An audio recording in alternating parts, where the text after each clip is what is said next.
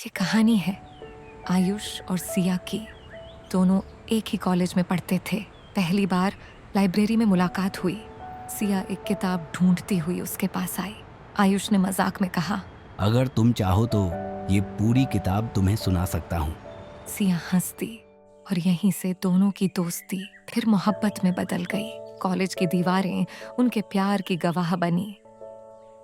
Cafeteria की table से लेकर कैंपस की बारिश भरी गलियों तक हर जगह उनका साथ था।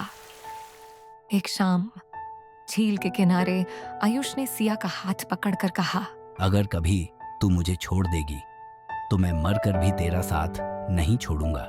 सिया ने हंसते हुए कहा, पागल हो तुम, ऐसी बातें मत किया करो। लेकिन किस्मत को कुछ और ही मंजूर था। पढ़ाई खत्म होने के बाद सिया के घर वालों ने उसकी शादी कहीं और तय कर दी। उसने आयुष को समझाने की कोशिश की, लेकिन वो टूट चुका था। शादी के एक दिन पहले आयुष ने उसे आखिरी बार कॉल किया। याद रखना, तू चाहे जहाँ भी रहे, तू हमेशा मेरी ही रहेगी। उसी रात बारिश हो रही थी और आयुष बेसूध होकर अपनी बाइक पूरी रफ्तार से चला रहा था।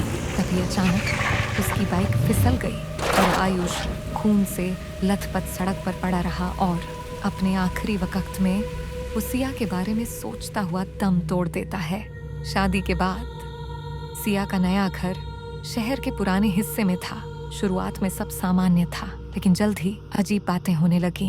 रात को सिया के कमरे का दरवाजा अपने आप खुल जाता। आईने में किसी मर्द की परछाई दिखती और नींद में कोई उसका नाम लेता।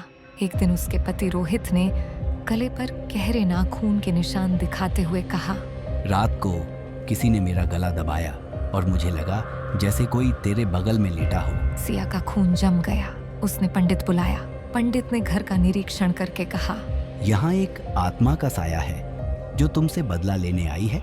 वो तुम्हें अपने साथ ले जाना चाहता है। कल सुबह हम यह विशाल हवन करेंगे ताकि वो आत्मा तुमसे दूर चली जाए। तब तक अपना ध्यान रखना। उसी रात सिया ने सपना देखा कि झील के किनारे आयुष खड़ा है, लेकिन उसकी आंखें काली और चेहरा सफेद पड़ चुका था। वो धीरे से बोला, मैं आ गया हूँ, अब तुझे अपने साथ ले जाने। सिया नींद से चीखते हुए उठी, लेकिन कमरे में कोई नहीं था। बस ठंडी हवा और गीले पैरों के निशान दरवाजे से बिस्तर तक जा रहे थे। अगली सुबह सिया का कमरा अंदर से बंद मिला।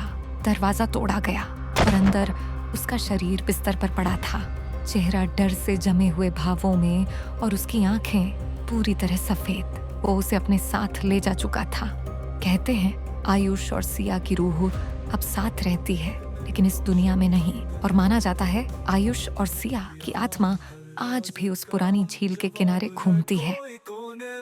कहानी जंक्शन जहां खेल बने दास्तान, रोमांच के पर्दे उठते धीरे धीरे यहाँ।